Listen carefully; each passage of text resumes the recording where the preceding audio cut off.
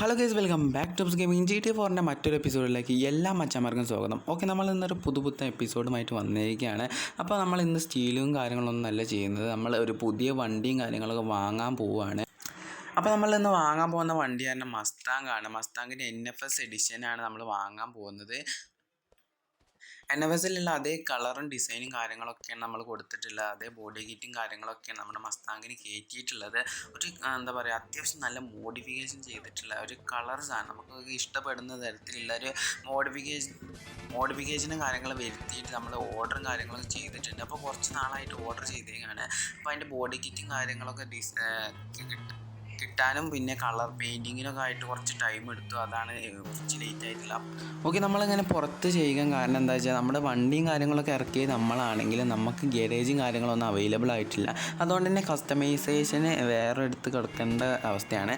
അതുകൊണ്ട് തന്നെ നമ്മൾ ഏറ്റവും മികച്ചൊരു കമ്പനി, നമ്മളെ സിറ്റിയിലുള്ള ഏറ്റവും മികച്ച കമ്പനിയിൽ തന്നെ നമ്മൾ നേരെ കൊണ്ടുപോയി കൊടുത്തിട്ടാണ്. പിന്നെ ഒരുപാട് സെക്യൂരിറ്റി മെഷേഴ്സും കാര്യങ്ങളൊക്കെ നമ്മൾ ഇതിൽ കൊണ്ടുവന്നിട്ടുണ്ട്. അപ്പോൾ നമ്മൾ ഇന്ന് നമ്മുടെ ഒക്കെ സെറ്റായിട്ട് നമ്മളെ ഷോറൂമിൽ വണ്ടി എത്തിയിട്ടുണ്ട്. അപ്പോൾ നമ്മളതിൻ്റെ ഡെലിവറിയും കാര്യങ്ങളും എടുക്കാൻ പോവുകയാണ്. ഓക്കെ, നമുക്ക് എന്തായാലും കത്തിച്ച് വിടാം. അപ്പോൾ നമ്മൾ പോയിട്ടുണ്ടായിരുന്നത് നമ്മുടെ ഫെരാരിയിലായിരുന്നു.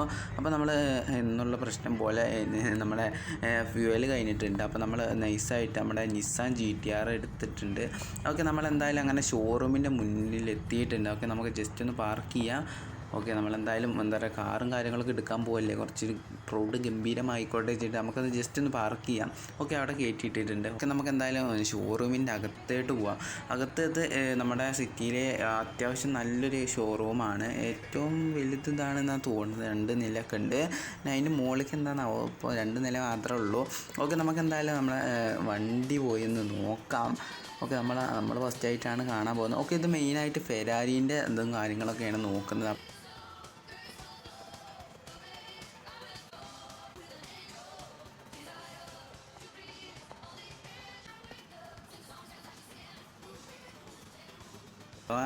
ഓക്കെ, നമ്മുടെ വണ്ടിയും കാര്യങ്ങളൊക്കെ എൻ്റെ മോനെ പൊള്ളിസാണ്.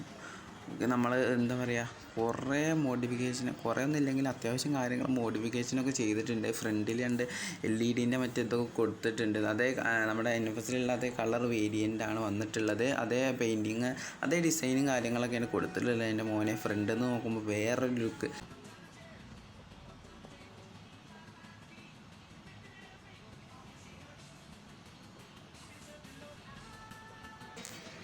ഓക്കെ, നമുക്ക് എന്തായാലും ഇതിൻ്റെ ഓണറോട് നമുക്ക് ചോദിച്ച് നോക്കാം.